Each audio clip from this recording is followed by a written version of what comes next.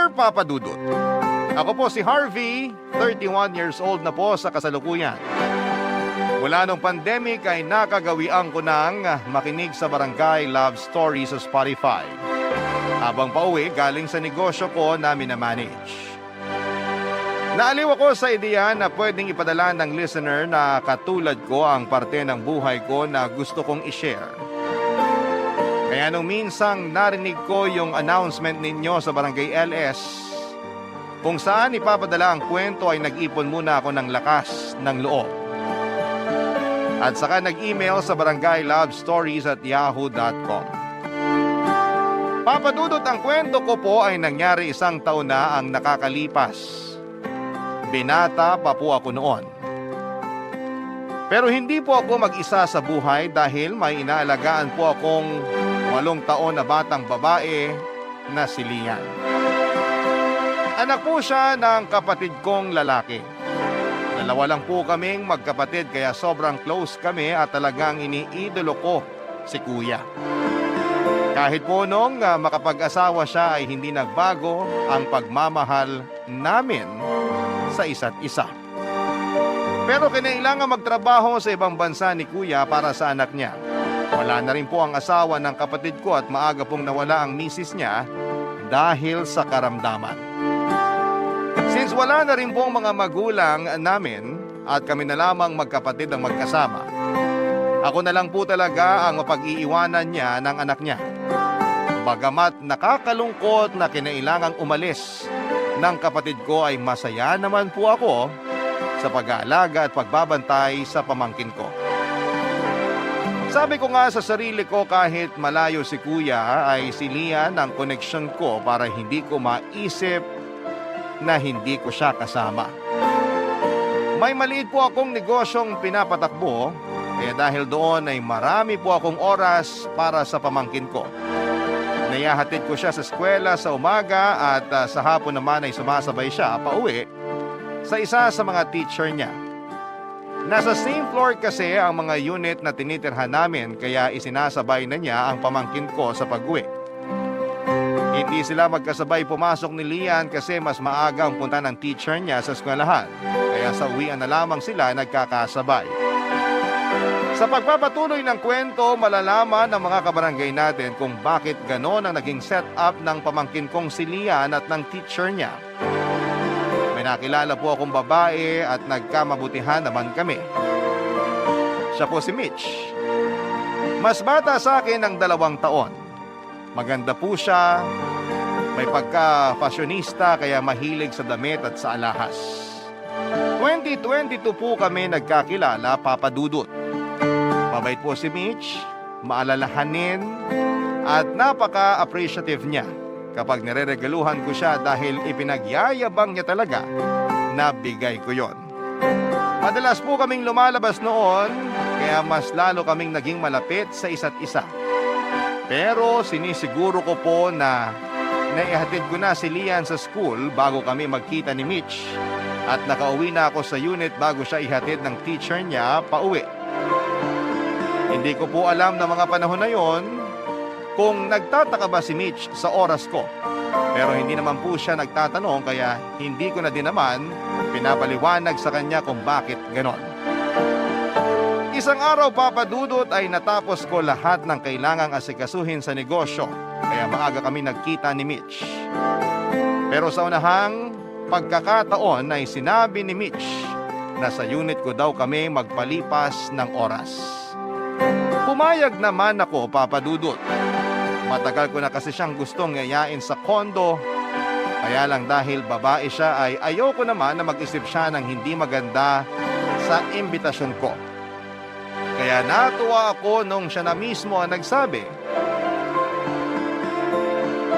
Sa wakas, maipapakilala ko na rin sa kanya ang pamangkin kong si Lian, Papa Dudut.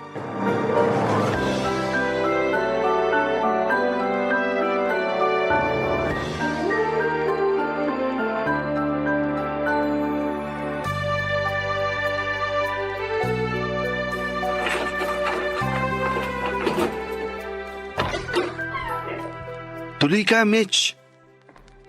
Wow, laki naman itong condo unit mo. Saka nasa corner. Mahal siguro to, no? Hindi naman. Saka sa amin ng kapatid ko nakapangalan tong kondo.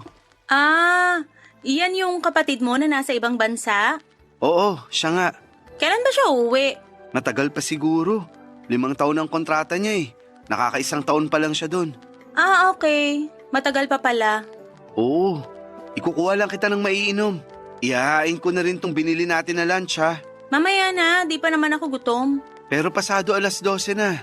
Busog pa ako sa kinain natin kaninang maga eh. O sige, ilalagay ko lang to sa kusina. Feel at home ha. Siyempre naman. Ang ganda nitong pwestong nakuha ni Harvey. Maganda pa yung view sa labas. Ano yon? Ah, wala. Sabi ko maganda yung view dito sa nakuha mong unit. Si kuya ang namili nito. Alam mo ba nung nagpe-pre-selling pa lang tong building, pinag-aralan ni kuya kung ano yung unit na magandang kunin. Ayun, tama naman siya. Saka park ang nasa tapat namin, kaya imposibleng may magtayo ng kondo dyan. Kaya hindi kami mahaharangan. Oo nga. Magaling ang kuya mo ah. Hindi ko nasabi sa'yo na engineer si kuya. Kaya engineer siya dun sa pinagtatrabahuan niya. Ganun ba? Nakakatawa na matagal-tagal na rin tayo. Pero hindi mo pa alam ang mga ganung bagay sa buhay ko. Oo nga eh. Ikaw ngayon ka lang nagkukwento. Hindi naman. Ayaw ko kasing makulitan ka tuwing ibibida ko ang pamilya ko. Kaya hinintay lang kitang magtanong. Oo nga no. Hindi ko pala natanong. Kung may gusto kang malaman tungkol sa akin, itanong mo lang ha. Okay. Wala ka bang gustong malaman sa akin? Wala naman. Ha? Anong ha? Bakit parang nagulat ka? Ha? Wala. Wala naman. May tiwala naman ako sa'yo, kaya hindi na ako mag-uusisa sa buhay mo. Ha? Sige. Ilang kwarto to? 4. Pero yung isang bedroom, ginawa kong opisina. Ilan ang banyo? 3. Ayun yung isa malapit sa entrance. At yung 2 nasa 2 malaking kwarto. Ah, parang 2 master's bedroom. Parang gano'n na nga. Mahal siguro to, no? Hati naman kami ni kuya. Paano pag nag-asawa ka na? Anong ibig mong sabihin? Pag nag-asawa ka na, kanino mapupunta tong bahay? Sa amin pa rin ni kuya. Paano yun pag umuwi na kuya mo at may asawa ka na? Dito din siya titira? Oo. Hindi ba off yun? Ha? Hindi kita maintindihan. Ay nako, halimbawa magpakasal na tayo. Magsasama tayo. Kasama ng kuya mo? Siyempre hindi. Paalisin mo siya? Hindi. Hindi ko naman gagawin yun. Eh, saan tayo titira? Bibili ako ng sarili nating kondo. Bibili ka. Eh di babawiin mo yung hati mo sa pinambili nito. Hindi na. Hindi ka balugi nun? Bakit naman? Kapatid ko naman yun. Sinasabi ko lang yung praktikalidad. Wag na nga natin pag-usapan yan. May ipapakilala ako sa'yo. Sino? Darating na siya, maya-maya lang, nandito na yun. Inom ka na muna niyang lemonade na tinimpla namin. Namin? Sinong namin? Ayun na siya. Papadudot sakto ang pagkakasabi ko dahil dumating na si Lian. Hinatid siya ni Miss Pia. Si Miss Pia pala ang teacher ni Lian na nakatira sa same floor at ilang unit lang ang pagitan sa tinutuluyan namin. Si Pia ay kasing edad ko lamang, Papadudot. May asawa na si Pia pero hindi rin pinalad na tumagal ang relasyon sa asawa dahil maaga rin ang pagkawala nito gaya ng asawa ni Kuya. Ang masaklap ay makalipas ang 3 araw matapos mailibing ang asawa niya ay nalaman niyang buntis siya. Kaya sobra ang pagdadalamhati ni Pia noon. Kaya masaya siya sa ginawa niyang paghahatid kay Lian dahil magiliw sa kanya ang pamangkin ko. Kaya si Pia na rin po ang nagpresenta na siya na ang magsasabay kay Lian pauwi. Total ay pareho naman sila ng tinitirhan at isa pa, teacher naman siya ni Lian. Naging kaibigan ko din naman ang asawa ni Pia nung nabubuhay pa ito. Pagbukas ko ng pinto matapos mag-doorbell ni Lian ay masaya itong bumati at humalik sa akin, Papadudot. At si Pia naman ay masayang inendorso sa akin ang pamangkin ko at nagpaalam na siya. Pero pinigil ko siya sandali kasi nakita na rin naman siya ni Mitch. Nang mapatingin ako kay Mitch ay kitang-kita ko ang pagtataka sa mukha niya. Siyempre, agad kong sinabi sa kanya ang lahat. Ipinakilala ko sa kanya sina Lian at Pia. Napansin ko na parang iba ang itsura ni Mitch. Parang hindi siya masaya. Magiliw naman siyang binati ni Lian bago nagpaalam na papasok na sa kwarto dahil pagod ito at gusto nang magpahinga, Papa Dudut.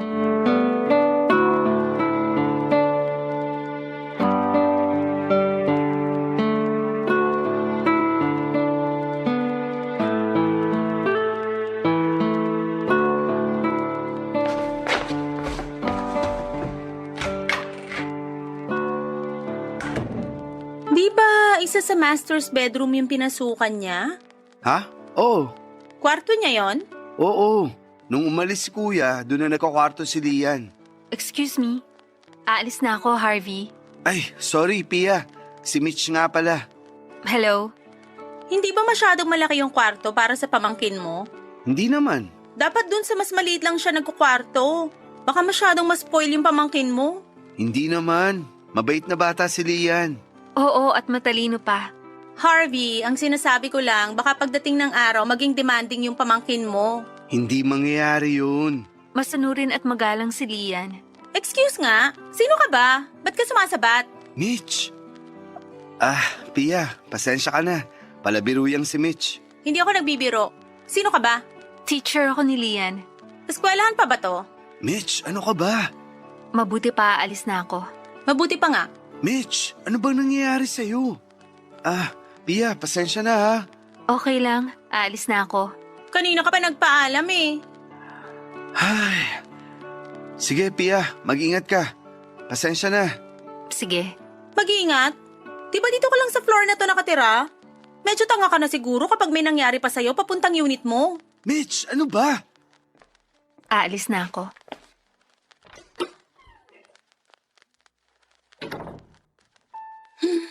Salamat naman. Ano ba nangyayari sa'yo? Ano ba nangyayari sa akin? Hindi mo ba napansin nakikialam siya sa atin? Sabat ng sabat? Sino ba siya? Bakit ka ba nagagalit? Wala naman siyang ginagawa. Siya ba pag-uusapan natin? Mabuti pa nga, wag na.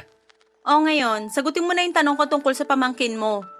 Unang-una, hindi mo sinasabi sa akin na may anak pala yung kapatid mo at dito nakatira at ikaw yung nag-aalaga. Ayokong magmukhang ipinapangalandakan ko sa'yo ang kwento ng buhay ko. Hinihintay kong ikaw ang magtanong at sasabihin ko naman. Ako pala may kasalanan nito. Hindi naman. Anong ibig mong sabihin? Wala naman. Alam mo, maghahain na ako. Hindi pa kasi tayo kumakain. Maghahapunan na. Bahala ka. Tamang-tama. Kasabay natin si Lian. Makakapagkwentuhan kayo. Bakit kami magkukwentuhan? Siyempre, para mas makilala nyo ang isa't isa. Bakit? Siya ba magdedesisyon kung magtutuloy-tuloy tayo sa relasyon natin? Mitch, magkikwentuhan lang kayo. Ayoko makipagkwentuhan pag kumakain. O siya, sige. Pero matanong si Lian ha. Ayoko nga ng kausap pag kumakain. Alam mo, wag na lang tayong kumain. Hindi ka pa ba nagugutom? Nalipasan na ako ng gutom dahil sa inis. Ines? Yung babaeng pakialamera. Tapos ngayon ipipilit mo pa na makipagkwentuhan ako habang kumakain. O sige na, hindi na. Mamaya na lang kami kakain ni Lian. Hayaan ko na muna siyang magpahinga. Halika na, kumain na tayo. Ha? Anong ha? Halika na. Akala ko ayaw mo nang kumain. Ano ba? Gusto mo ba akong kumain o hindi? Gusto. Sandali, tatawagin ko si Lian. Hayaan mo na muna magpahinga yung pamangkin mo. O sige, mamaya ako na siya tatawagin. Tara na, marami tayong pag-uusapan. Akala ko ba ayaw mo nang kinakausap ka pag kumakain? Ano ba? Gusto mo ba ako nandito? Ha? Oo. Sige, halika na. Kinabukasan ay bumalik si Mitch sa kondo namin, Papa Dudut. Masaya siyang dumating doon ng maaga pa. So sorpresahin niya raw ako pero siya ang nasorpresa nang makita niya na nagbabanding kami ng pamangkin ko. Nawala sa isip niya na Sabado pala ng araw na yon at walang pasok si Lian. Pero hindi siya nagpahalata at masaya siyang binati ako at kahit papaano ay binati din niya si Lian. Siyempre po dahil sa pagmamahal ko kay Mitch ay natutuwa ako sa maliliit na gestures niya para kay Lian. Naintindihan ko po na gano'n ang naging reaksyon niya kasi nabigla siya sa sitwasyon ko. Inaamin ko naman po na mali ko rin talaga na hindi ko kaagad sinabi sa kanya ang lahat. Yung tungkol sa pamangkin ko at sa paghahatid ni Pia sa kanya. Dahil nga po sa saya ko ay hindi ko napansin na sa pakikipag-usap ni Mitch kay Lian ay tinatakot na pala niya ito. Pero kilala ko din naman po ang pamangkin ko. Hindi ganon kadaling masindak si Lian. Kaya nga po hindi ko inisipan na kung ano ang nangyayari sa dalawa kasi nasasagot ni Lian ang bawat panakot ni Mitch. Halimbawa po, noong sabihin ni Mitch na kapag maingay daw po si Lian ay kukunin siya ng multong gumagala sa kondo. Sinagot lang po siya ni Lian ng kung may multo man daw ay hindi naman sila makakapanakit kung hindi sila bibigyan ng pagkakataon na gawin ito. Nagulat ako sa sagot niya at halata din ang pagkapahiya ni Mitch. Nang araw na yon, nakaschedule ako na lumabas para bumili ng vitamins ni Lian. Ang unang plano ay makisuyo sana kay Pia na iiwan ko lang sa kanya sandali si Lian paglabas ko. Pero since nandun naman si Mitch, ay sa kanya ko na lamang ipinagbilin. Nagpaalam na ako at diretsyong umalis papunta sa drugstore. Ang hindi ko naisip ay ang susunod na mangyayari. Kinuwento na lang sa akin to ni Pia. Humingi raw ng juice kay Mitch si Lian pero hindi niya ito pinansin ng ilang beses. Nang nainis si Mitch sa patuloy na paghingi ng juice ng bata ay sinabihan niya na lumabas si Lian at bumili ng sariling juice sa tindahan. At dahil nga sa murang isipan ni Lian ay nakinig naman ito at lumabas para humanap ng juice sa ibaba ng unit. Bagay na medyo delikado para sa kanya, Papa Dudut. Barangay Love Stories. Barangay Love Stories. Lumabas ng condo unit si Lian, Papa Dudut. Dahil sinabihan ito ni Mitch na bumili ng juice sa tindahan. Mga ilang minuto ay nag-doorbell si Pia. Nainis si Mitch nang makita na si Pia ang nasa labas ng unit. Kahit pa ba lang ang salita ni Mitch ay hindi lang yon pinansin ni Pia. Hinanap niya si Lian, total ay yun naman ang ipinunta niya. Nasabihan ko nga raw siya na iiwan ko sa kanya sandali si Lian. Pero hindi ko na nadala sa unit niya kaya nag-alala siya at pumunta na sa unit namin para makasigurado. Ayon kay Pia, sinabi raw ni Mitch na hindi niya alam kung nasaan at saan nagpunta si Lian. Pero nakita niya raw ito na lumabas ng unit at biglang nag-alala si Pia sa nadinig. Wala nang salita ay tumakbo ito para hanapin si Lian, Papa Dudut. Hanggang sa dumating ako. Hinanap ko kagad ang pamangkin ko pero hindi ako sinagot ni Mitch. Nung hanapin ko ang pamangkin ko sa unit ay hindi ko ito makita. Kaya kinulit ko si Mitch kung nasaan ang pamangkin ko. Sa kanya sinabi na lumabas nga ito ng mag-isa at halos mawala ako sa sarili sa mga narinig ko. Lalabas na sana ako nang may nag-doorbell. Pagbukas ko ay si Pia ang nakita ko at kasama at yakap si Lian na umiiyak dahil sa takot. Agad kong kinuha ang pamangkin ko at naiyak din ako nang makita si Lian. Nagpapaalam ako kay Pia na ipapasok ko lang sandali si Lian sa kwarto, Papa Dudut.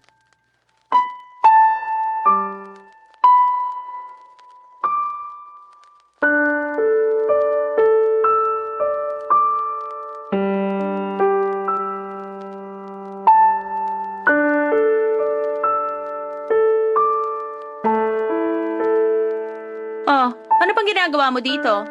Bakit? Oh, ayan, bayani ka na naman sa paghahatid kay Lian. Alam mo, hindi kita maintindihan. Kaya hindi na lang kita papansinin. Bastos ka din, no? Teacher ka pa naman. Hoy, ako wala akong pakialam sa pambabastos mo sa akin, ha? Pero wag mo madamay-damay ang propesyon ko. Ay, ang tapang. Kung babastusin mo ang pagiging teacher ko, patapang talaga ako. Epal ka kasi. May salamin dun sa banyo. Baka gusto mo munang tingnan ng sarili mo. Hindi ako epal. Ikaw ang epal. Nakikialam ka sa relasyon namin. Ano bang pakialam ko sa relasyon nyo? Tsaka hindi ka ba nahihiya?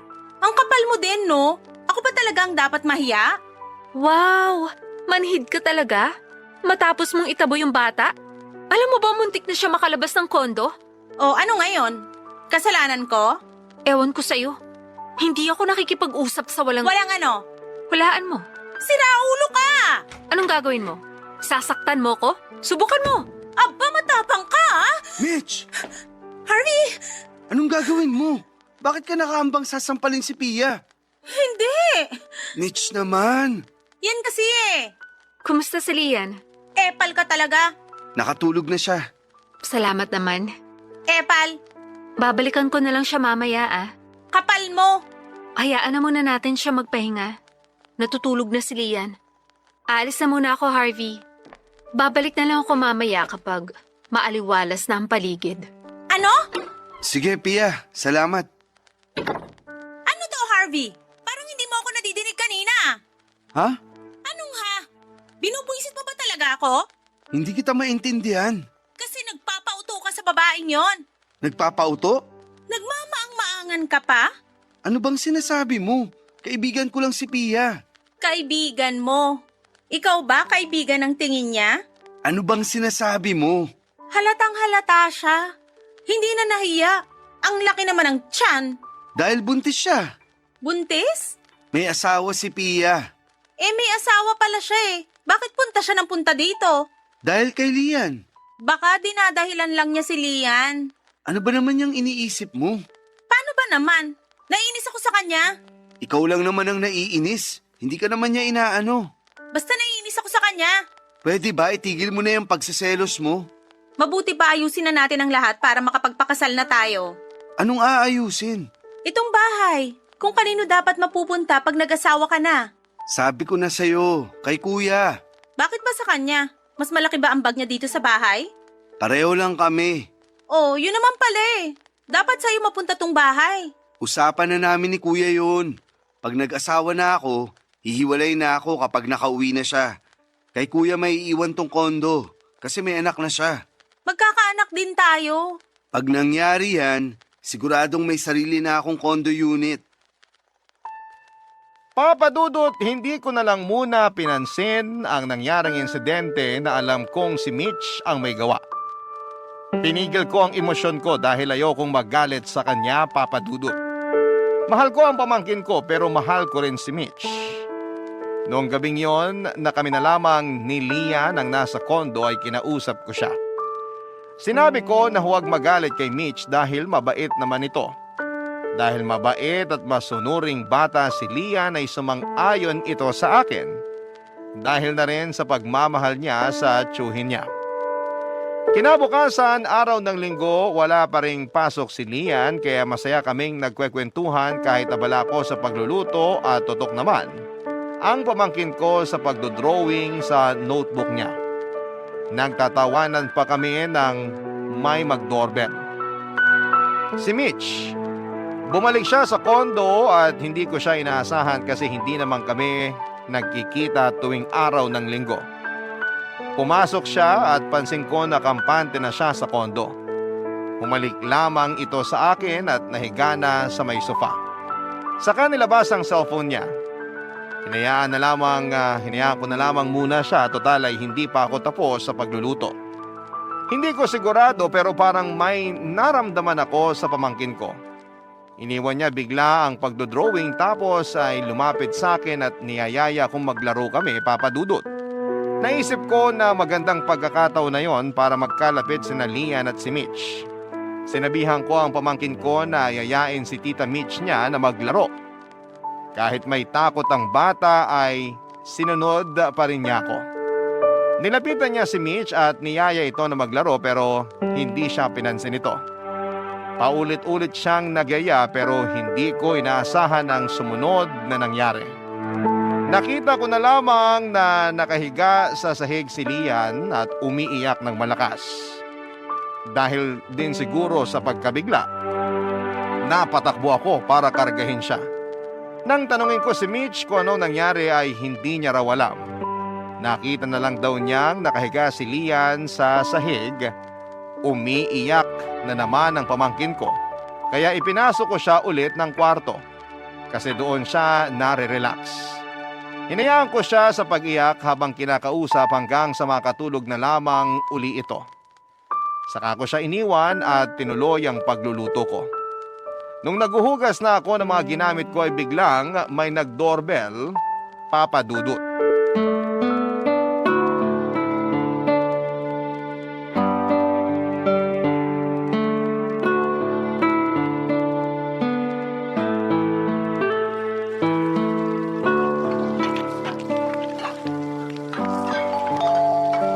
Mitch, may nagdo-doorbell. Ako na nga.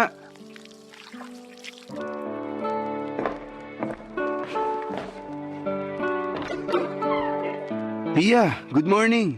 Good morning din. Si Lian. Natutulog. Ha? Tanghali na ah. Hindi, gising na siya kanina. Nakatulog lang uli. Bakit? Ano bang pakialam mo? Bakit ba nandito ka na naman? Harvey, may dala akong cake para sa inyo ni Lian. Wow, pasikat na naman. Saka kahit hindi ako kasama sa bibigyan mo, hindi ko din naman kakainin yan. Mukhang binili lang sa kung saan. Salamat, Pia. Mukhang masarap nga. Ako nag-bake niyan. Talaga? Marunong ka pala mag-bake? Mas lalong hindi masarap yan. Mukhang madumi ang pagkakagawa. Ano ka ba, Mitch? Tigilan mo na nga yung sinasabi mo. Hindi naman ako apektado. Hayaan mo na.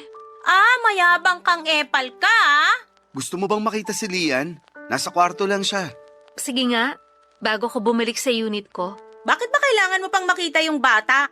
Para-paraan ka rin eh. Sige na, Pia. Diretso ka na sa kwarto ni Lian. Mabuti pa nga. Kasi baka may mamatay. Sinong mamamatay ang sinasabi mo? Oo nga. Sinong mamamatay? Baka may mamatay sa inggit. Ano? Binabastos mo ba ako? Hindi ko gagawin yun. Kasi may pinag-aralan ako. Anong sinasabi mo? Ako walang pinag-aralan? E di inamin mo na rin na bastos ka. Ang kapal mo? Hoy! Alalahanin mo wala ka sa bahay mo ha? Ikaw ba nasa bahay mo para umasta ng ganyan? Malandi ka talaga? Hindi ka ba nahihiya sa asawa mo? Mitch! Huwag mong idamay ang asawa ko dito. O ano? Kunyari loyal sa asawa pero ang totoo, lumalandi sa iba. Tama na, Mitch! Bakit? Totoo naman ah. Ayan, guilty siya oh. Niloloko niya asawa niya. Bastos ka talaga? Wala kang respeto kahit sa matagal ng patay. Ano? Tumigil ka na kasi. Matagal nang patay ang asawa mo? Oo, Ah, naiintindihan ko na. Kaya pala ang lakas ng loob mong kumerengking sa boyfriend ko. Mitch! Tumigil ka na sabi! Ayan, dahil sa babaeng yan, sinisigawan mo na ako. Tumigil ka na kasi! hayaan mo na siya. Ganyan talaga ang tumanda ng walang magandang pag-uugali. Ikaw ang pangit ang ugali. Walang kahihiyan. Uulitin ko ah. May salamin sa banyo. Tingnan mo ang sarili mo. Hayop ka talaga ah. Mitch! Pia, ayos ka lang? Tutulungan kitang tumayo. Bakit mo siya tinulak? Kulang pa yan. Buntis siya! Isa pa yan. Matagal na palang patay ang asawa niyan. Sinong bubuntis dyan? Kung sino-sino lang? O baka naman ikaw? Sumusobra ka na, Mitch! Hindi na maganda ang mga sinasabi mo. Pwes, baka ikaw nga ang nagbuntis dyan. E di magsama kayo. Nakakadiri kayo. Ikaw ang nakakadiri. Isang nakakadiring hayop sa katawan ng tao. Mas hayop ka. Mitch, tama na! Aray ko, bitiwan mo kamay ko. Sasampalin ko yung hayop na yan. Tama na sabi! Sige, sigawan mo ako.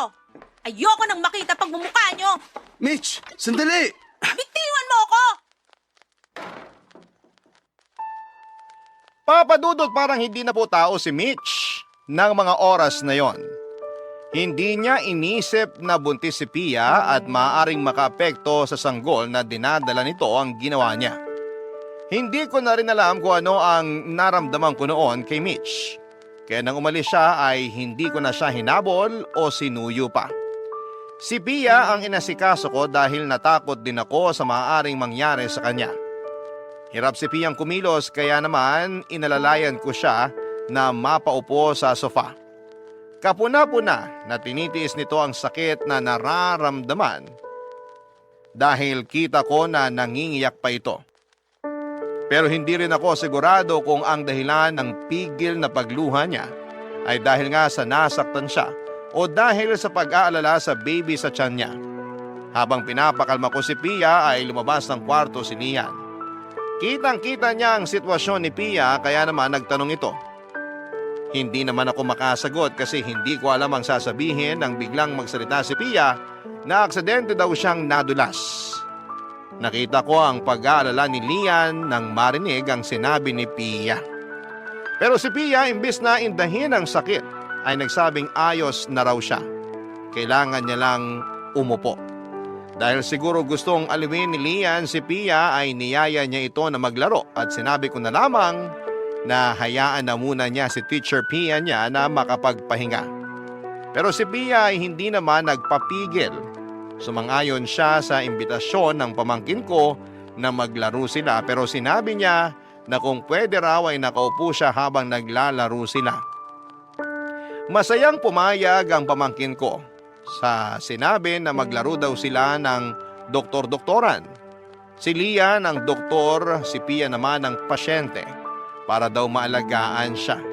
Nakipaglaro nga si Pia at naging masaya naman si Lian pero mas masaya ako sa nakita ko kung gaano sila ka-close sa isa't isa. Lalo kong bumilib kay Pia sa ginawa niya. Una, hindi niya sinabi ang totoong nangyari para hindi masira si Mitch kay Lian. Pangalawa naman sa pagmamahal na ibinibigay nito sa pamangkin ko, Papa Dudut. Barangay Love Stories. Barangay Love Stories.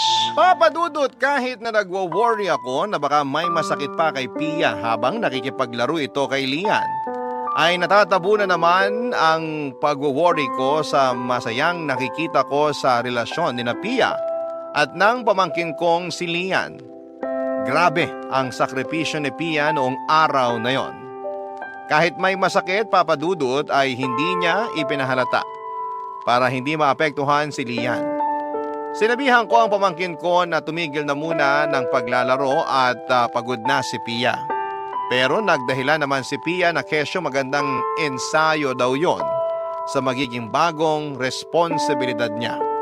Ang responsibilidad ng pagiging isang ina. Para daw kapag lumabas na ang baby niya ay alam na niya kung paano alagaan. Sinabi pa ni Pia na imbes na nag-iisip daw ako na kung ano-ano at nag-aalala, ay makipaglaro na lang daw ako sa kanila. Sinunod ko ang sinabi ni Pia dahil tama siya. Masyado ako nag-worry kaya kailangan ko ng magagawa. Hindi ko maipaliwanag kung ano ba ang nararamdaman ko noon. Habang tumatagal ang paglalaro namin, ay napakasaya ko sa mga nangyayari.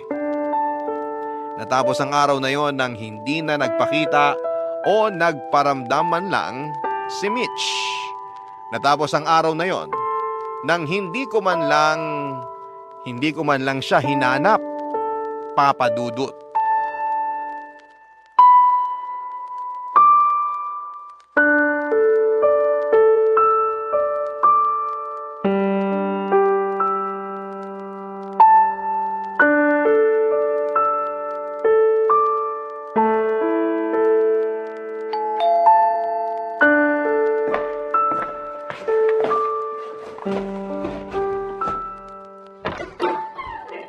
Mitch, Bakit parang nagulat ka? hindi naman. Hindi ko lang inaasahan na pupunta ka ngayon. Hindi na ba pwedeng puntahan ka ng biglaan? Hindi naman. Nagulat lang ako. Pwes wag ka nang magulat kasi normal lang yon. Pasensya ka na.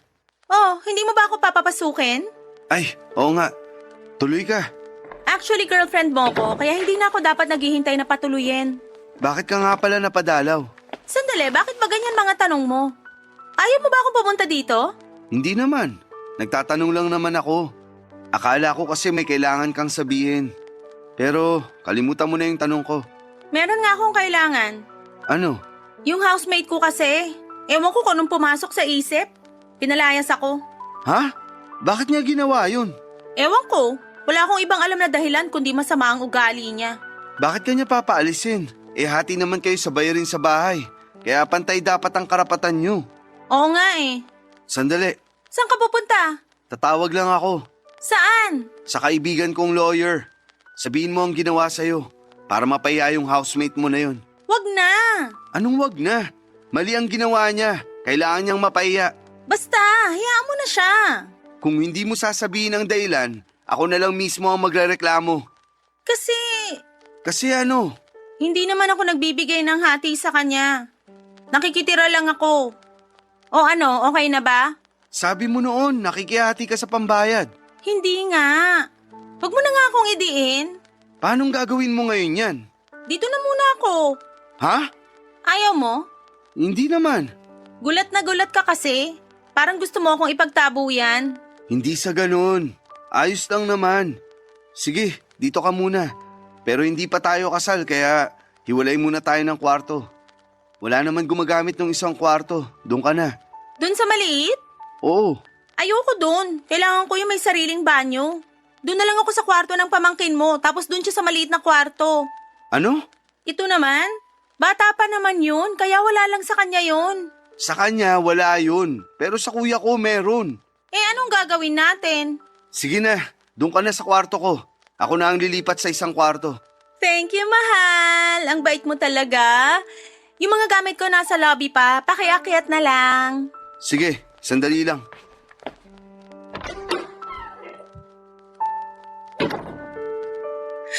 Ay, ang dali talagang utuin ni Harvey. Napaganda pa yung pagpapalaya sa akin dahil mas malaki itong nilipatan ko. Ano ba yan? Ngayon pa may nag-doorbell. Ako pa magbubukas. Wisit.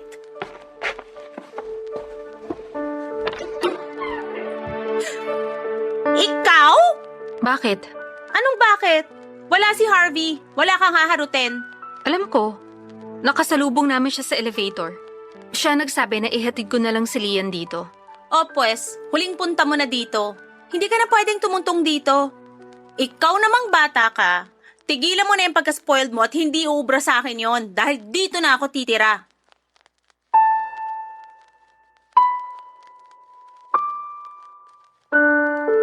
Papadudot nakakyat na ako patapos kong kunin ang mga gamit ni Mitch sa labi nang makita ko na nasa tapat pa rin ang pinto ng unit namin sina Pia at Lian. Sinabi ko sa kanila na babalik pa ako sa lobby para kunin ang iba pang mga gamit ni Mitch. Kasi naghapot na pala talaga siya. Kaya naman isinama muna ni Pia si Lian sa unit niya. Dahil sa pagkaabala ay agad akong pumayag. Hindi na ako nagtanong kung bakit dahil tiwala naman ako kay Pia. Nakatatlong balik ako sa lobby sa dami ng maletang dala ni Mitch at habang nangyayari yon ay nakahiga lang si Mitch sa sofa at nagsa-cellphone. Pero hindi ko na lamang pinansin dahil mahal ko siya. Matapos kong mahakot ang mga gamit ni Mitch ay sinundo ko na si Lian kina Pia.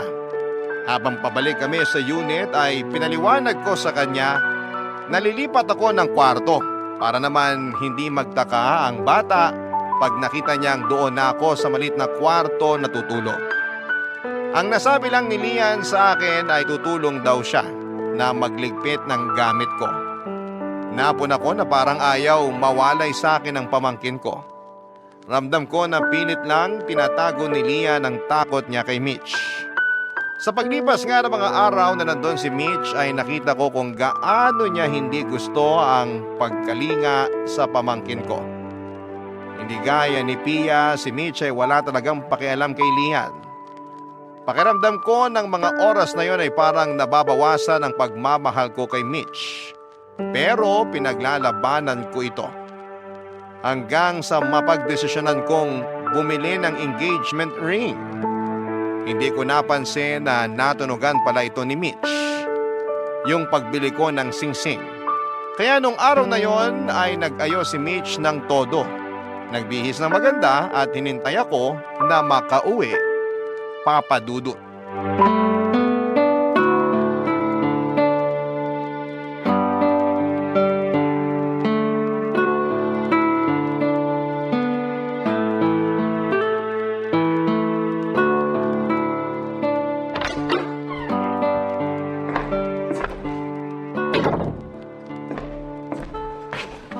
Mitch, Ano ba yan? Dito na nga ako nakatira, nagugulat ka pa?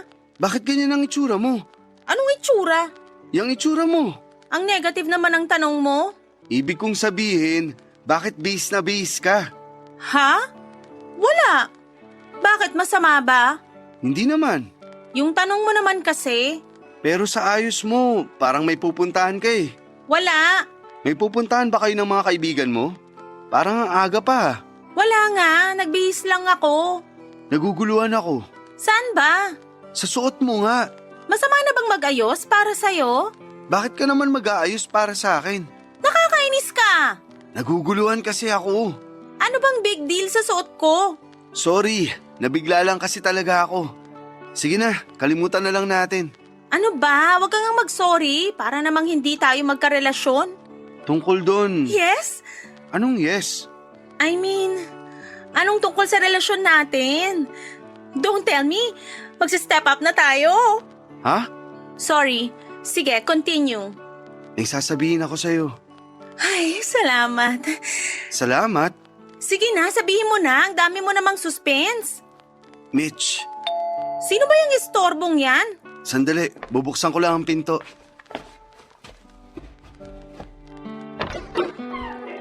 Pia, tuloy ka. Anong ginagawa ng babaeng yan dito? Pinapunta ko siya. Magpapapunta ka lang ng witness, yan pa. Ay, sandali. Mabuti pa lang nandyan siya para madinig at makita niya ang lahat. Sige na, Harvey. Ituloy mo na yung sasabihin mo. Gusto kong maghanap ka na ng ibang malilipatan. Ano? Lilipat tayo? Bakit? Gusto ko dito. Darating na ba kuya mo? Sila na lang lumipat. Hindi pa darating si kuya. Ang ibig kong sabihin, humanap ka na ng malilipatan mo. Bibigyan kita ng 1 linggo. Ano? Teka, alam mo hindi pasok yung joke mo. Sabihin mo na yung totoo para mapahiya yung babaeng yan. Anong totoo? Nayayayain mo na ako magpakasal. Ano? Alam nyo, hindi ako kailangan dito. Babalik na lang ako pagkatapos nyo mag-usap. Mabuti pa nga. Sandali! Ikaw lang ang kailangan ko makausap. Ipapasundo mo na ba si Lian sa classmate niya? Hindi. Maaga pa. Mamaya na natin sunduin. Umalis ka na nga dito. Mitch, tumigil ka na. Iwan mo na nga muna kami. Ano? Teka, ano yung ginagawa mo? Bakit ka lumuluhod sa harap niyang babaeng yan? Pia, hindi ko alam kung paano pero alam ko kung bakit kita mahal. Sana tanggapin mo ang pagmamahal ko sa'yo. Ha? Hayop ka talagang babae ka! Mga agaw ka! Hindi mo na siya masasaktan dahil ako makakalaban mo. Harvey, Mabuti pa pumasok ka na sa kwarto at mag-impake. 3 araw na lang ang ibibigay ko sa'yo para makahanap ka ng malilipatan. Seryoso ka ba? Oo, Harvey, sorry. Magbabago na ako. huli na Mitch. Pero ganun pa man, pinapatawad na kita. Pero hanggang dito na lang tayo. Harvey, anong nangyayari? Mahal kita. Papadudod ang tagal kong nag-ipon ng lakas ng loob para masabi ang lahat ng gusto kong sabihin. Hindi lang kay Pia kundi para kay Mitch. Minahal ko si Mitch pero hindi niya minahal kung sino ako. Kung ano ang meron ako. Ang weird nga kasi hindi ko alam ang pagkataong yon ni Mitch. Hindi ko inaasahan yon kasi maayos naman siya noong simula ng relasyon namin. Ayaw ding maniwala ng utak ko na lumabas yung ganong ugali niya kasi maayos yung kondo na tinitirhan namin ng pamangkin ko. Sa lahat ng mga kagasbangan ng ugali ni Mitch na ipinakita niya sa amin na sobrang gumulat sa akin kabaligtaran naman ng kay Pia. Mahalaga sa akin si Kuya kaya mahal ko ang pamangkin kong si Lian. Kaya kung hindi ko kayang tanggapin ng babaeng karelasyon ko ang pamangkin ko ay hindi kami para sa isa't isa. Meron talaga sigurong ganong stage sa buhay ng tao na biglang maibabaling mo ang pagmamahal mo sa iba. Kasi medyo kakaiba yung nangyaring yon para sa akin. Wala naman kaming romantic connection ni Pia noon. Mahal ko naman talaga si Mitch kasi biglang nalipat yung pagtingin ko. Natatawa nga ako kapag may ganong eksena akong napapanood sa mga pelikula. Pwede palang mangyari yon sa totoong buhay. Tuwing binabalikan ko yung biglang proposal ko kay Pia, ang nakikita ko lang na dahilan ng lahat ay siguro yung malalim na pagmamahal ko sa pamilya. Nakita ko na magaan kasama si Pia at madali siyang pakibagayan. Hindi tulad ni Mitch na ako lang ang mahal at hindi ang pamilya ko. Sa pag-ibig kasi ay package deal yan. Kung mahal mo ang isang tao ay dapat tanggap mo rin ang pamilya nito. Tanggap in a sense na hindi mo naman kukonsentihin ang mga nagawang mali. Ang ibig kong sabihin ay tanggap mo sila at hindi itatrato na parang walang kwenta. Wala na rin namang nagawa si Mitch dahil noong 3 araw matapos ang pagtutuos namin ay umalis na rin siya sa unit. Ako na ang nag-ayos ng lahat, Papa Dudut. Ako na ang kumuha ng movers para sa mga gamit niya at ang paghahanap ng apartment. Binayaran ko rin ang deposit at 3 months na advance sa renta. Siguro naman po, kaya na niyang suportahan ang sarili niya bago matapos ang 3 buwan. Inabutan ko pa siya ng konting panggastos na hindi naman niya tinanggihan. Hindi ko na rin naman sisingilin sa kanya yon, pati na ang ibang mga nahiram niya sa akin noon. Ang importante ay magkahiwalay kami ng walang gulo. Hindi rin naman kami nagpakasal ni Pia, tinanggap niya ang pagmamahal ko, pero ang kasal ay pinagpaliban namin. Pakiusap niya na gusto niya munang matapos ang pagluluksa niya sa asawa niya bilang respeto at pagmamahal dito, bago namin pagdesisyonan ang kasal. Hindi naman ako nagmadali at handa akong maghintay. Basta ang importante ay nandyan na siya at hindi na mawawala pa. Ang plano namin ni Pia, magpapakasal kami after 3 years. Inako ko na rin pala ang anak niya. Ako na ang tumayong tatay nito. Ang pamangking kong si Lian ay nasa akin pa rin.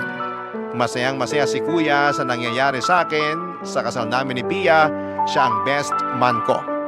Masaya ang pagsasama namin ni Pia at parang magkapatid sina Lian at Jericho. Yun ang pangalan ng anak ni Pia. Sa ngayon ay dito muna kami sa unit namin nakatira. Ang unit naman ni Pia ay pinapaayos namin para pagdating ni Kuya ay lilipat na kaming 3 ni Pia at ni Jericho doon. Maraming salamat po, Papa Dudut, sakaling mapili po ninyong basahin ang kwento ko sa Barangay Love Stories. More power po sa inyong programa. Ang inyong kapuso at kabarangay forever, Harvey. Dear Papa Dudut, isa ako sa mga tagapakinig ng Barangay LS 97.1 sa Spotify. Doon ako nagmamarathon ng mga kwento ng mga kabarangay natin. Ako nga pala si Topper, 40 years old, breadwinner ng pamilya. Simula nang nakapagtapos ako ng pag-aaral at nakapagtrabaho, ay sa akin na inasa ng pamilya ko ang pang-araw-araw namin. Inako ko ang responsibilidad kasi gusto ko rin naman. Lalo't naging saksi ako sa paghihirap ng mga magulang ko. Para lamang mabuhay kami ng Kuya Gilbert ko, Papa Dudut. Mas matanda siya ng 5 taon sa akin. 2 lang kaming magkapatid pero malaki ang naging hirap sa amin ng mga magulang namin. Lalo't sakitin ako at madalas ay naoospital noong bata pa lamang. Imbes na makaipon ang mga magulang ko ay dumudulas lang sa kanilang palad ang mga kinikita nilang pera noong nagtatrabaho pa sila. Kaya nagmadali ako makapagtapos at makahanap ng trabaho. Pinalad naman at napili akong magtrabaho sa isang sikat na kumpanya na merong mataas na pasahod. Mataas agad ang posisyong nakuha ko. Naging mabilis tuloy ang pagbawi ko sa mga magulang ko. Kaya lang ay maagang kinuha ng Diyos si tatay. Wala pa ata akong 3 taon sa trabaho ng pumanaw ito. Labis ko yung dinibdib. Lalo't gusto ko pang maibigay sa kanya ang mga hindi niya nararanasan noong nabubuhay pa siya. Kaya naman pinangako ko sa sarili ko na ibubuhos ko na lamang sa aking ina ang hindi ko nagawang iabot sa aking tatay, Papa Dudut. Hindi naman maluho si nanay. Kahit na ilang beses ko na siyang kinulit na mag-request sa akin ang mga gusto niyang material na bagay ay panay pa rin ang pagtanggi niya. Ang tanging gusto lamang niya ay makasama kaming 2 ng Kuya Gilbert ko habang nabubuhay pa siya.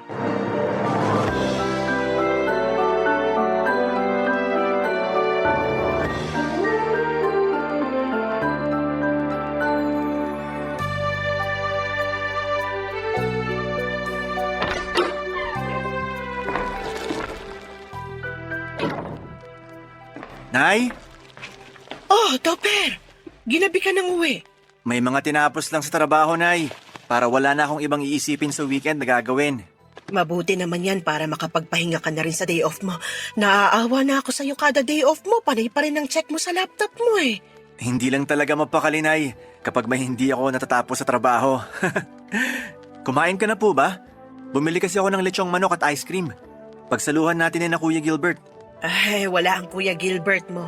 Naki-birthday sa kaibigan niya. Bukas na lang daw uuwi. Tayo na lang ang kumain, Nay. Samahan mo ako. Kanino ko pa gustong lantakan tong hita ng lechong manok eh. Uunahan mo pa ako sa hita eh. Alam mong ako may paborito niyan. Nga pala, Nay. May ibabalita lang ako sa inyo. Mag-aasawa ka na ba? Wala ata yan sa palad ko. Ay, hayaan mo't idudulog ko sa Diyos na iukit yan sa palad mo. Akong bahala. Malakas ako sa itaas. May pinapaupa kasing kondo malapit sa trabaho ko. Nirekomenda lang ng boss ko. Mahal ang kondo. Sabi ng sasabil mo mahal daw ang bayad sa kuryente. Hindi praktikal. Pero malapit kasi sa trabaho ko, lalakarin ko lang. Baliwala na sa akin kung magkano man po yung ibabayad sa kuryente. Hindi naman na ako mamamasahe. Praktikal yun. Maliit din ang mga kondo. Halos hindi ka makakagalaw ng maayos doon. 2 po ang kwarto, Nay. Malaki ang isang kwarto at kasyang 2 kama. Para sa inyo ni Kuya. May balkonahin na rin para kapag mag-iyosi kayo ni Kuya, meron na kayong pupuntahan. Gusto mo na bang lumipat? Sana. Mas malapit kasi sa trabaho at hindi ganun kamahal ang upa dahil kilala ng boss ko yung may-ari ng unit. Ewan ko ha, parang hindi ako magiging masaya kapag lumipat tayo. Bakit naman po? Ang hirap kasing mag-empake at maglipat eh. Hindi na natin problemahin yan kasi meron naman pwedeng bayaran para sa paglilipat ng gamit natin. Kung pag-iimpake lang din naman, andito naman kami ni Kuya para tulungan ka. Kung hindi pa sapat, pwede tayong magbayad ng tutulong para mag-impake. Alanganin pa rin ako. Mas komportable na kasi ako rito. Kilala ko ng mga kapitbahay natin. Kaklose ko na rin sila. Madaling lapitan kapag hihiraman ng kawali o toyo. Nay, may magiging kapitbahay din tayo roon. May kawali rin sila, toyo. Pwede mo pa rin silang kilalanin. Dito sa atin malapit ang mga tindahan at palengke. Mabilis na lakaran lang, nasa palengke na ako. Marami ring pharmacy sa paligid. Mabilis ako makakabili ng maintenance ko. Sa ground floor ng condo, may pharmacy doon na 24/7. May katabi rin na convenience store ang pharmacy na yon. Bukas din magdamag.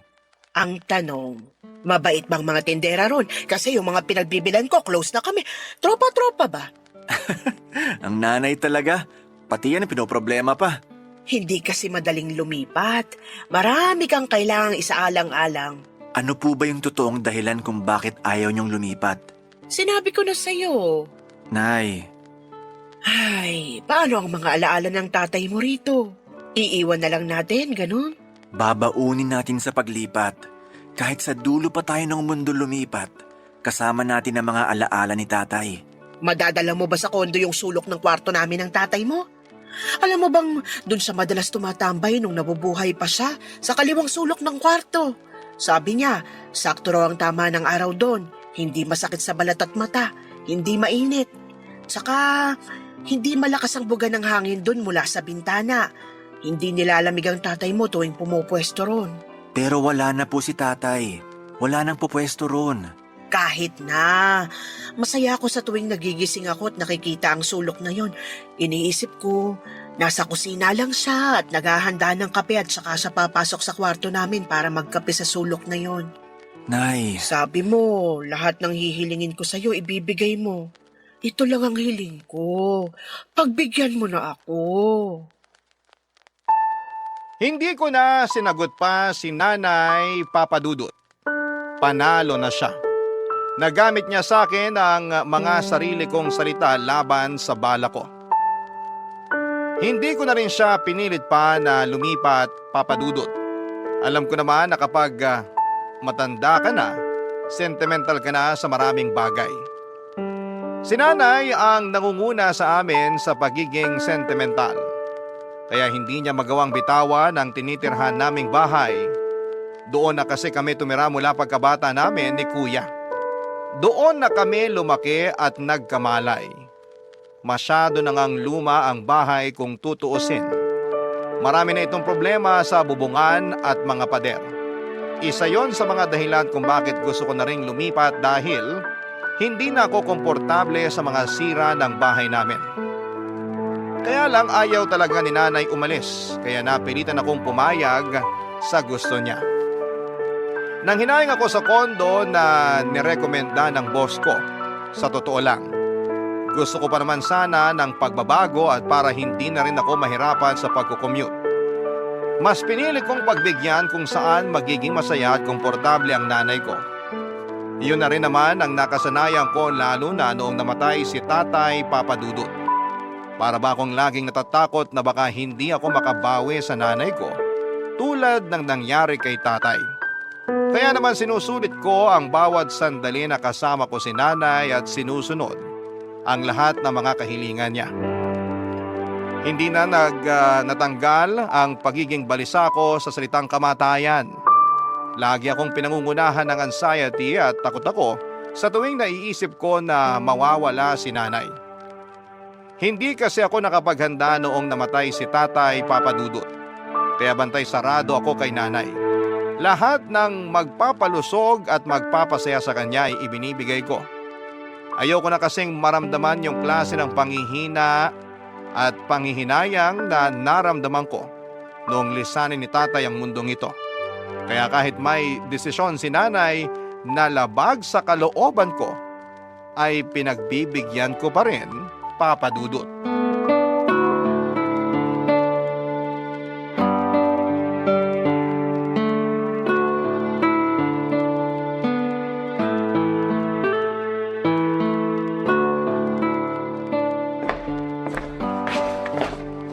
Kuya Gilbert, nasaan si nanay? Nasa banyo ata. Sumasama ang sikmura. Alam mo ba kung saan niya nilagay yung mga inipon kong coins sa altar? Nawawala eh. Ah, yung coins mo? Oo. Alam mo ba kung nasan? Ginastos ko na. Seryoso ka ba? Alam mo bang hindi maganda na nag-iipon ng barya? Lalo kung ilalagay mo sa altar. Bakit? Para raw pinag-iipunan mo na ang kamatayan mo pag ganun. At sino naman na nagsabi sa iyo niyan? Mga kamag-anak natin.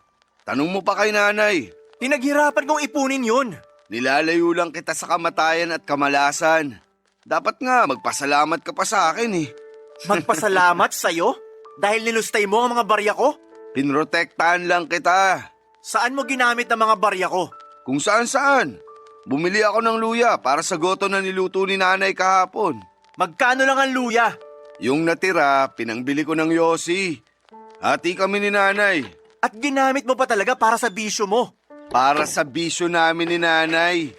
Nagtatalo ba kayong magkapatid? Rinig ko kayo sa banyo. Pinapaliwanag ko lang kay Topper, Nay, na masama ang nag-iipon ng barya lalo kung ilalagay sa altar. Ah, oo. Mabuti nga hindi mo nilagay sa alkansya, Topper, kasi mas mabilis daw gumana ang kamalasan nun. Hindi ko pinaniniwalaan ang pamahiin na yan.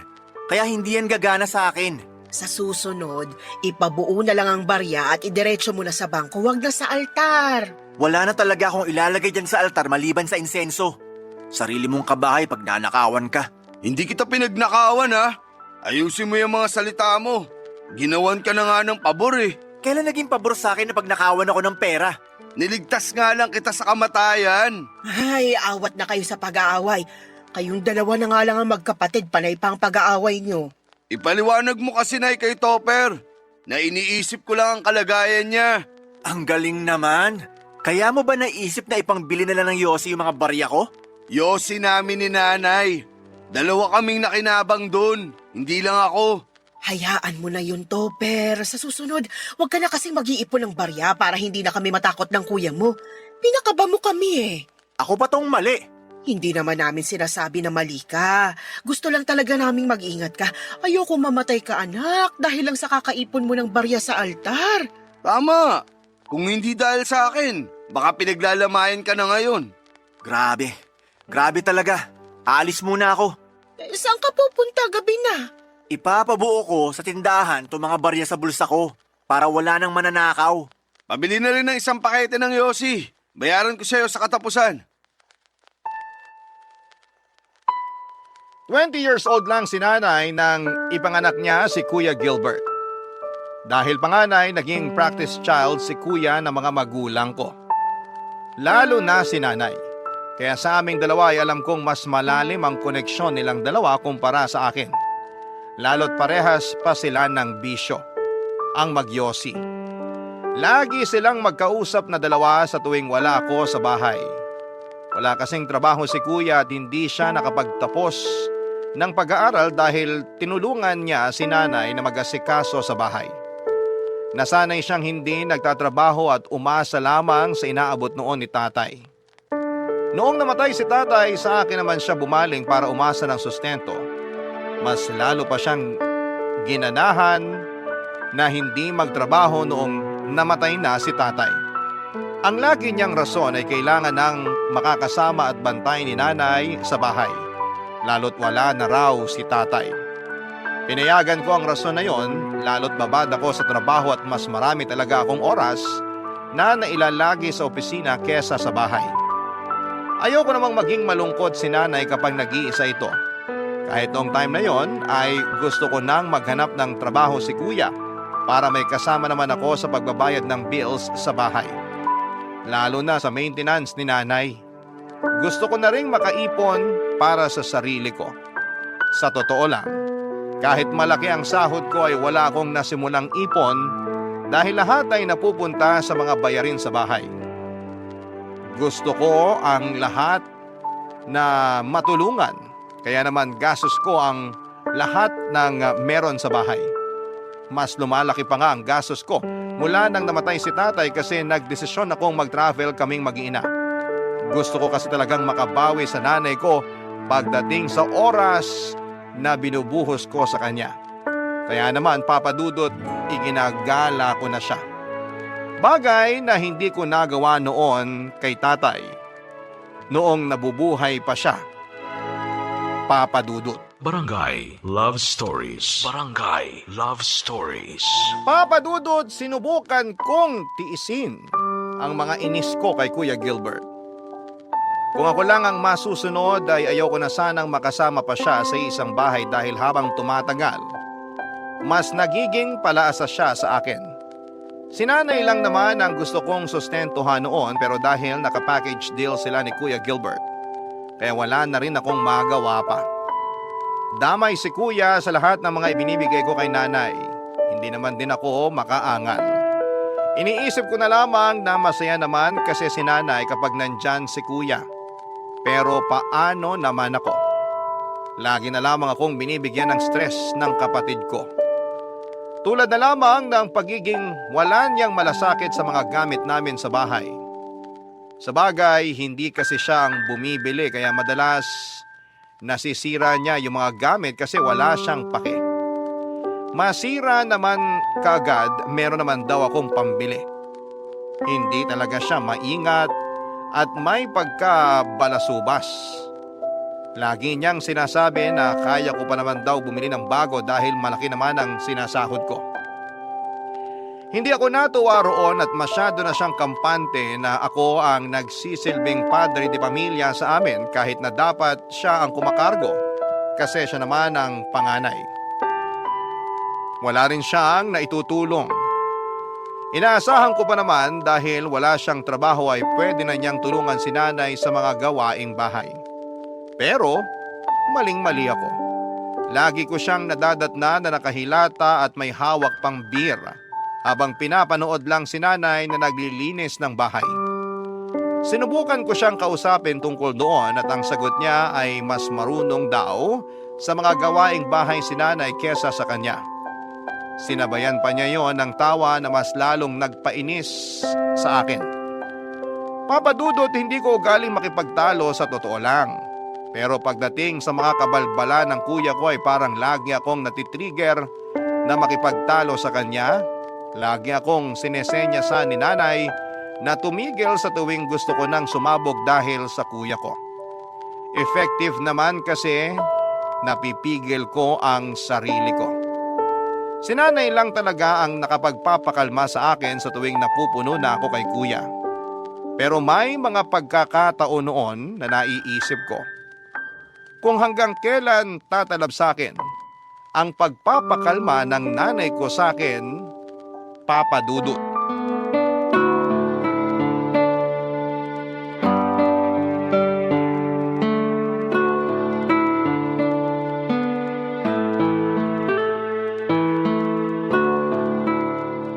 Ano ka ba naman, Gilbert?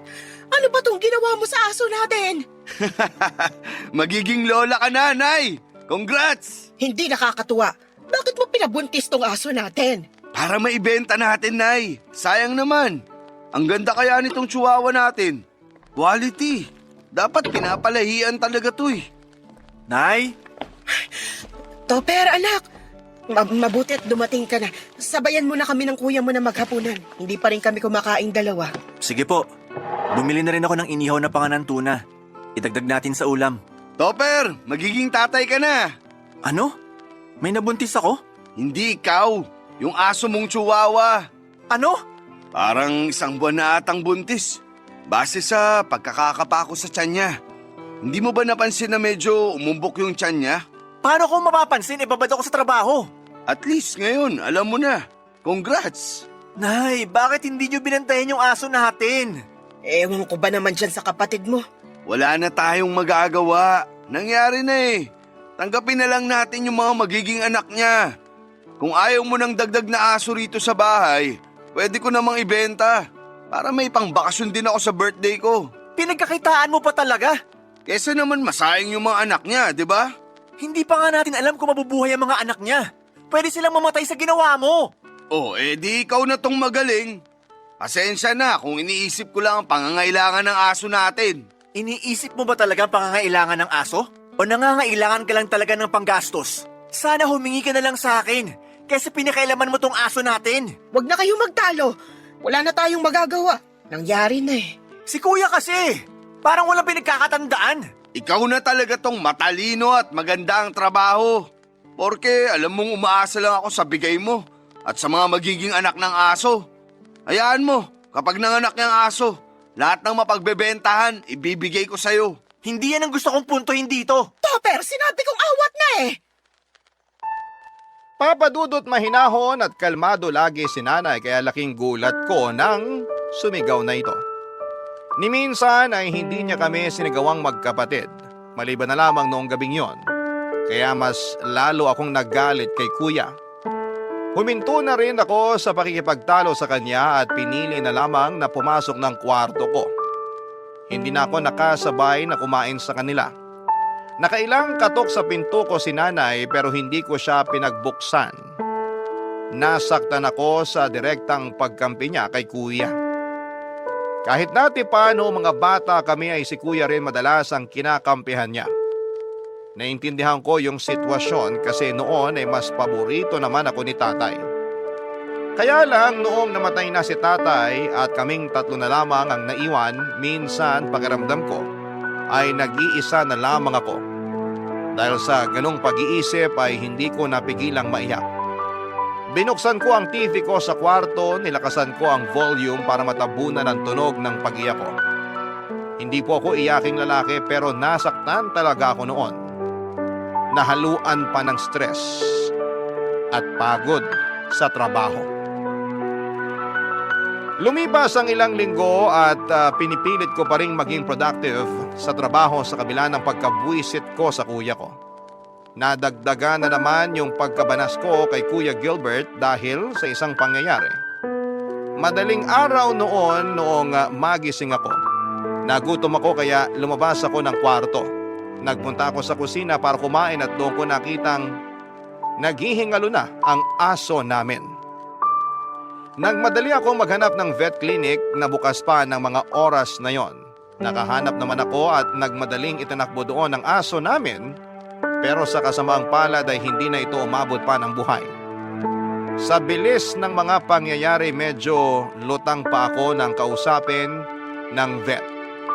Ang naaalala ko lang na sinabi niya ay namatay daw ang aso namin kasi mas malaking aso ang nakasta dito. Malaki ang mga tuta sa tiyan ng aso na habang tumatagal ay lalong nagpapahirap sa aso namin kaya nagkaroon ito ng komplikasyon at yon ang naging sanhi ng pagkamatay nito. Pagka-uwi ko ay pinaalam ko yon kaagad kina nanay. Nagkibit balikat lamang si kuya na parang hindi mabigat ang mga nangyari. Mula noon ay nagtanim na ako ng sama ng loob sa kapatid ko. Binibilang at tinatandaan ko na rin ang bawat pagkakamali niya para kung sakaling kailangan ko siyang kumprontahin ulit, ay may ipangbabala ko sa kanya. Dumating yung araw na yon, Papa Dudut, kung saan ay isinampal ko sa mukha niya ang mga kabalbalan na ginawa niya dati, Papa Dudut.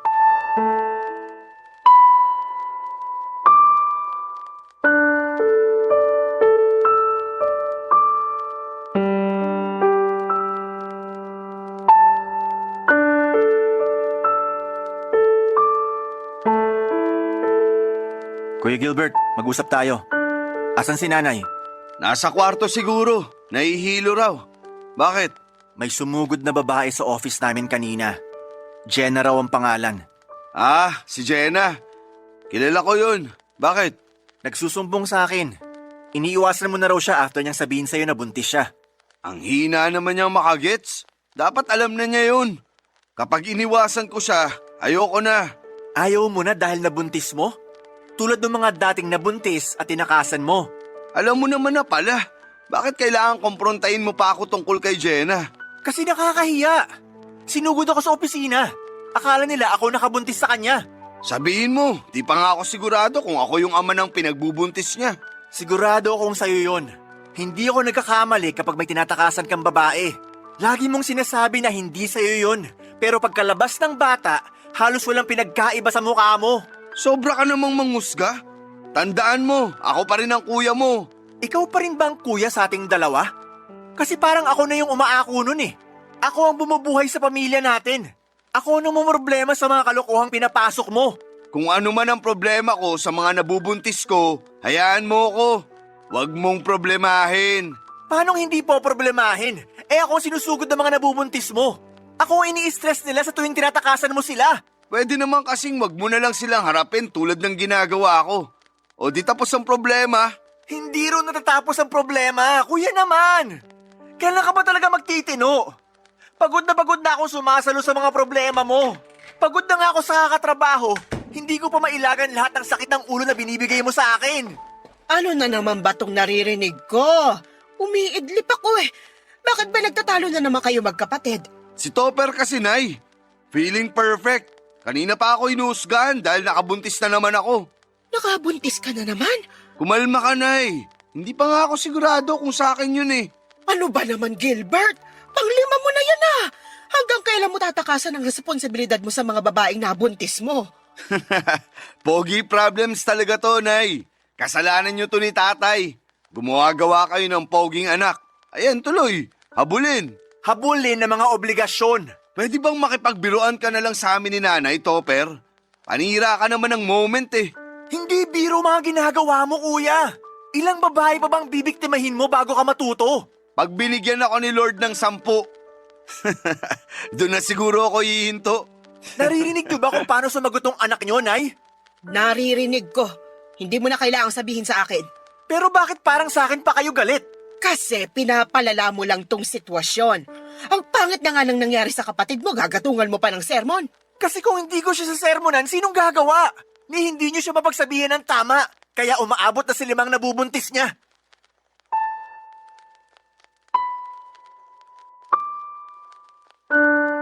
Tinalikuran ko silang dalawa at hindi na hinintay pang makasagot isa man sa kanila, Papa Dudut. Malapit na akong mapundi noon kaya minabuti ko na lamang na layasan silang pareho. Hindi ko na pinakinggan ang pag-uusap nila at muli akong nagkulong sa kwarto. At kahit medyo naririnig ko ang mga palitan nila ng salita ay hinayaan ko na lamang sila. Hindi na ako nakialam pa. Sila naman ang may problema at hindi ako. Bakit ko ba stressin ang sarili ko para intindihin at pakisamahan sila? Mahal ko ang nanay ko pero minsan ay naiinis ako dahil sa kakaibang pagpapakita nito ng pag-intindi at pagmamahal kay kuya. Kaya parang lumaking walang alam sa buhay si kuya at palaging mali ang mga desisyon sa buhay dahil hinahayaan lamang siya ni nanay. Ang masakit pa ay sobrang kinukonsinti ni nanay si kuya. Kaya talagang hindi natuto at lumaking bano sa buhay ang kuya ko. Sa totoo lang ay marami akong naisakripisyo para kay nanay, lahat yon ay naisip ko habang nakakulong ako sa kwarto. Marami akong bagay na hindi nagawa para sa sarili ko dahil kailangan ko siyang unahin sa lahat. Hindi ako nagkaroon ng asawa dahil natakot ako sa commitment para sa isang romantic relationship. Dahil oras na makapag-asawa ako ay sino na ang sasalo sa responsibilidad sa nanay ko. Malabo pa sa sabaw ng sinaing, natustusan ni kuya ang nanay namin. Kaya pinili kong hindi makipagrelasyon para mailaan ang oras ko sa pag-aalaga at pagbabantay sa nanay ko. Tulad na lang sa pagpili kong tanggihan ang offer ng isang kumpanya sa ibang bansa para magtrabaho sa kanila. Nabanggit ko yon kay nanay pero hindi ko pinatos kasi ayaw niya raw na malayo sa akin. Marami akong hindi nagagawang trabaho dahil kailangan ko siyang paglaanan ng oras dahil kung hindi ay sasama ang loob niya at hindi ako kikibuin. Natural naman daw yon. Sa mga matatanda, madamdami na sila. Pero paano naman ako papadudot? Paano na ang nararamdaman ko? Barangay Love Stories. Barangay Love Stories. Noong bata pa lamang kami ni kuya ay siya na itong laging nakadikit at malambing kay nanay. Lagi nga siyang pinapayagan ni nanay na umabsent sa school kapag ayaw nitong pumasok. Nakonsente talaga ng malala. Napagsabihan na ni tatay si nanay dati sa pangungonsinti nito. Pero deadma lang si nanay. Tuwing uma-absent si kuya sa school ay nalalaman na lang namin ni tatay na nagpupunta sila noon sa mall ni nanay para kumain at bumili ng laruan ni kuya. May pasalubong din naman akong laruan at pagkain kay nanay pagka-uwi nila pero minsan ay naiisip ko, sana sumabay na lamang ako sa pag-absent ni kuya. Baka minsan ay mapaboran din ako ni nanay. Hindi ko pa na-realize ang lahat ng iyon noong bata pa ako. Noong tumanda na ako at mas naging malinaw na ang isipan ko sa lawak ng mundo ay na-realize kong may mali sa sitwasyon namin. Lagi kong sinusubukang kunin ang atensyon at pagmamahal ni nanay papadudot. Gusto kong tumapat sa klase ng relasyon na meron sila ni kuya. Kaya naman nagpursige ako sa pag-aaral at pagtatrabaho at sa pagiging mabuting anak sa kanya. Naging mabuti naman si nanay sa amin pero kumpara sa kapatid ko ay malayo yung trato niya sa akin. Mas lalo kong gustong kunin ang atensyon at pagmamahal ni nanay lalo nung namatay na si tatay. Nawala na kasi ako noon ng isang taong paborito ako. At sa pagkawala ni tatay, si nanay lang ang naisipan kong lapitan para punuin ang naiwang espasyo ni tatay sa puso ko. Hindi ko yon sinabi kay nanay dahil hindi kami gaanong ka-close na dalawa para mag-share ng saloobin ko.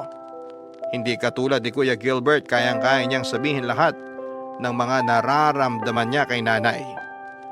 Doon ako higit na naiinggit dahil wala akong mapagsabihan ng nararamdaman ko. Pakiramdam ko ay nag-iisa na lamang ako lagi. Hindi ko yon pinaramdam kay nanay. Lagi kong ipinapakita sa kanya na andun lamang ako lagi sa tabi niya at nakasuporta. Papadudot.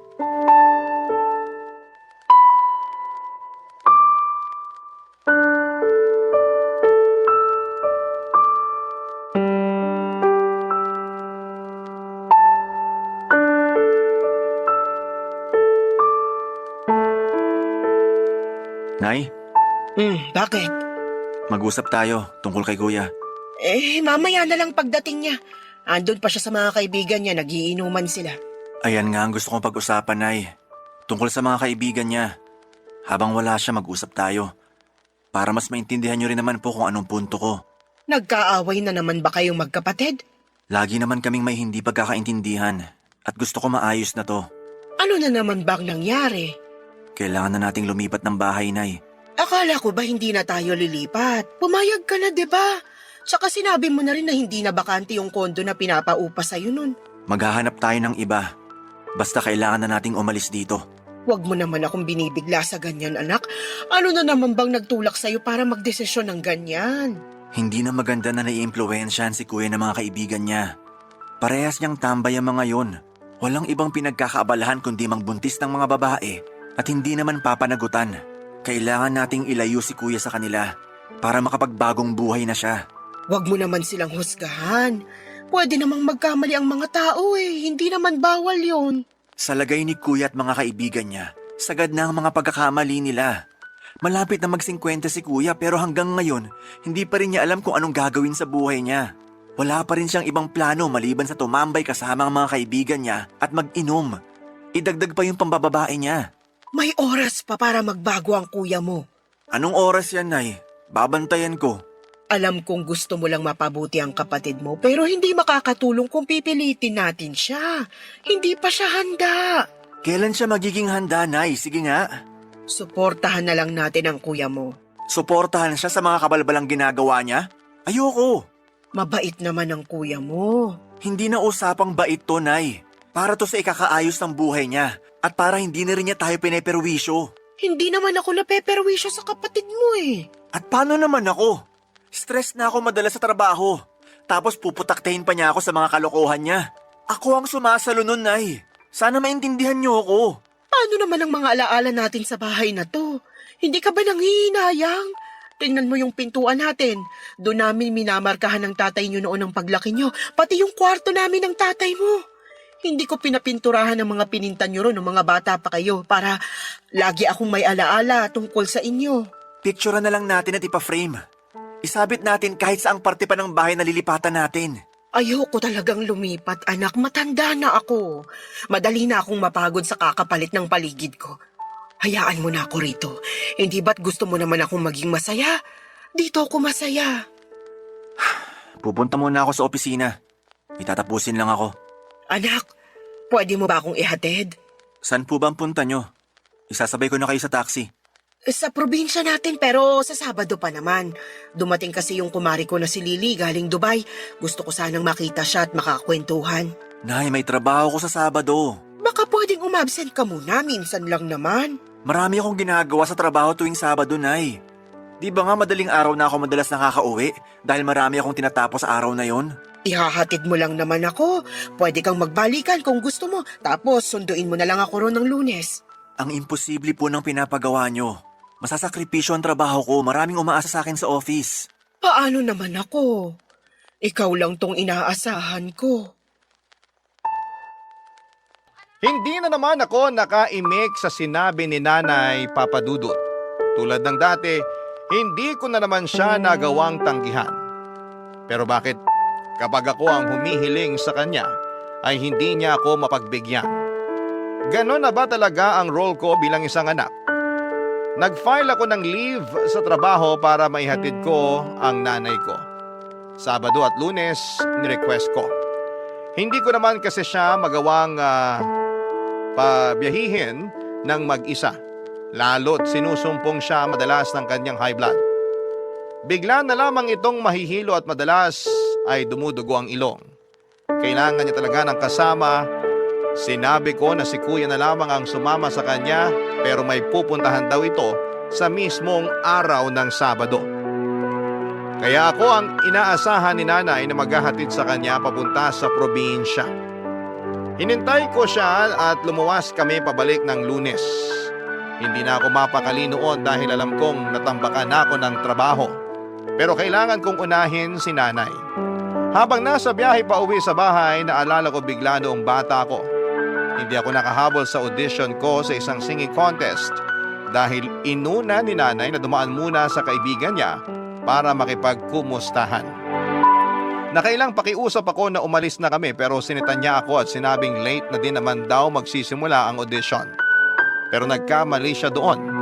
Nagsimula yon sa tamang oras at hindi na ako nakaabot dahil natawag na ako para sumalang.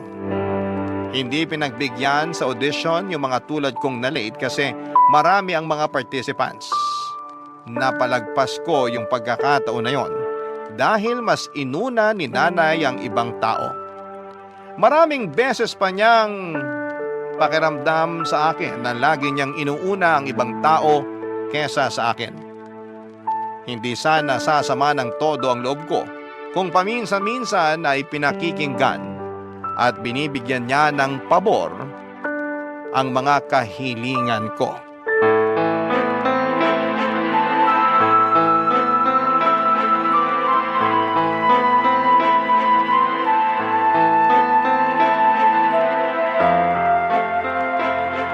Kuya, Bakit na naman? nagda-drugs ka ulit? Grabe ka namang mambintang. Yung totoo. Matagal na akong hindi gumagamit. Wala rin naman akong pambili. Di ba nga, hindi mo na ako sinusustentuhan? Saan naman ako kukuha ng pera para sa drugs? Lagi kang nakakagawa ng paraan para sa drugs dati. Dati yun. Hindi na ba pwedeng magbago ang tao? Gusto ko sanang maniwala sa'yo. Kaya lang iba kasi nakita ko kanina sa kwarto mo. Bakit ka pumasok sa kwarto ko? Kasi pinakuha ni nanay ang plancha sa kwarto mo. Gusto mong magpaliwanag? Bigay lang sa akin yun. Kaya binili mo o binigay, mali pa rin gumamit noon. Yan na nga lang ang takas ko sa pagbubunganga mo. Haharangin mo pa. Humahanap ka na naman ng rason para maipagtanggol ang baluktot mong pamumuhay. Ikaw na talaga lagi ang perfect. Ang linis mo eh. Parang hindi mo na kailangang maligo kasi wala kang dumi sa katawan. Ganyan ka talaga, no? Kapag nako-corner ka na sa kalokohan mo, bigla ka maghahanap ng ibang iinsulto sa akin. Nako, ano bang pang-iinsulto sa'yo? Hindi nga kita mahanapan ng ipipintas kasi nga, di ba? Perfect ka. Hindi kasi tutungkol sa akin. Dahil to sa issue mo sa pagdadrugs. Sige, ipagsigawan mo pa para marinig ng mga kapitbahay. Mas concerned ka pa sa sasabihin ng kapitbahay, pero wala kang concern sa mga kasama mo rito sa bahay? Paano kapag natiktikan ka? Ay di damay kami. Bakit? Pusher ba ako? User lang naman ako Bakit ako titiktikan? Akala mo safe ka porque di ka nagbebenta? Ano pag-iisip yan? Safe ako. Paminsan-minsan lang naman ako gumagamit kapag may nag-aabot. At paano naman kami ni nanay? Naisip mo ba na safe kami kapag nakakagamit ka? Paano kung mawala ka sa sarili mo? Alam mong pwede kang makagawa ng hindi maganda dahil sa drugs na yan. Hindi ko kayo gagalawin. Huwag kang mag-alala. Kaya kong kontrolin ang sarili ko. Sabihin mo yan kapag drugs na nag-control sa'yo sa susunod. Nagtatalo na naman kayo? Nay, si Kuya Gilbert, bumalik na naman sa pagka-drugs. Gilbert! Stress at pagod lang ako, kaya ako napagamit, Nay. Stressed ka pa? Pagod? Samantalang wala ka namang ibang ginagawa kundi tumambay. Saan ka nakakakuha ng stress at pagod? Sa'yo, at sa pagiging pakailamero mo sa buhay ko. Gilbert, akala ko tumigil ka na. Anak naman, masama yan eh. Lumayas ka na lang dito sa bahay, kuya. Bago kami mapahamak sa mga ginagawa mo. Bakit ako lalayas? Bahay ko rin naman to. Nag-aambag ka sa upa? Sa kuryente man lang? Mineral water? Anong ambag mo? Maliban sa marurumi mong damit na sinanay pang naglalaba. Walang lalaya sa bahay na to. Pamilya tayo, dapat magsama-sama tayo. Seryoso ba kayo, Nay? Nakita nyo na nagdadrag si kuya.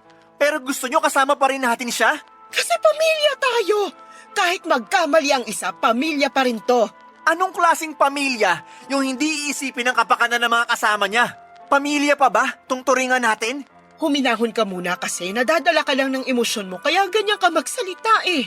Ganito ka magsalita dahil napupuno na ako. Ilang beses na tayong pinahamak ni kuya noon. Huwag na tayong magdagdag ngayon, parang awa nyo na. Hindi ko na kaya, Nay. May karapatan pa rin ako rito sa bahay. Dito na ako lumaki. Andito rin si nanay. Bahay ko rin to. Hindi mo talaga kailangang umalis, Gilbert. Mapag-uusapan pa to. Sige, Nay. Pag-usapan natin to. Sino ang aalis sa bahay na to? Ako o si kuya? Topper, Padaliin na natin, Nay, para matapos na to. Ako o si kuya?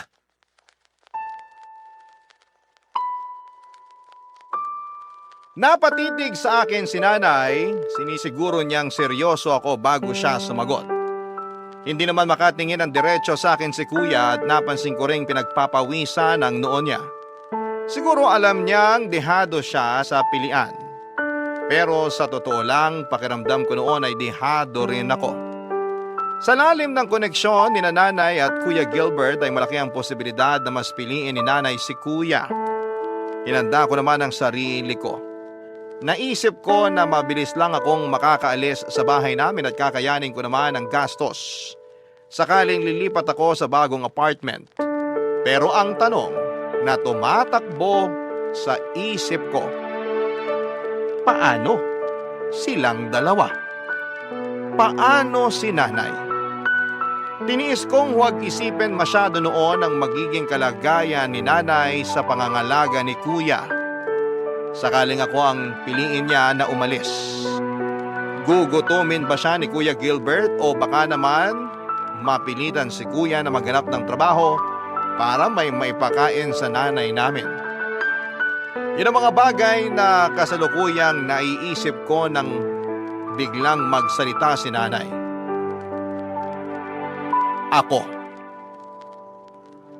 Ako raw ang pinipili niyang manatili sa bahay.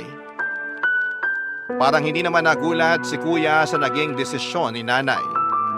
Parang inaasahan na niyang ako ang pipiliin. Kabaligtaran naman sa akin, inasahan kong si Kuya ang pipiliin dahil siya ang paborito. Pero naligayahan ang puso ko nang sa wakas ay nagkaroon ako ng espasyo sa puso ng nanay ko. Humingi ng tawad si Nanay kay Kuya at pinagsabihan na itigil na ang paggamit ng pinagbabawal na gamot. Sana naman ay nakinig si Kuya at magbago na talaga.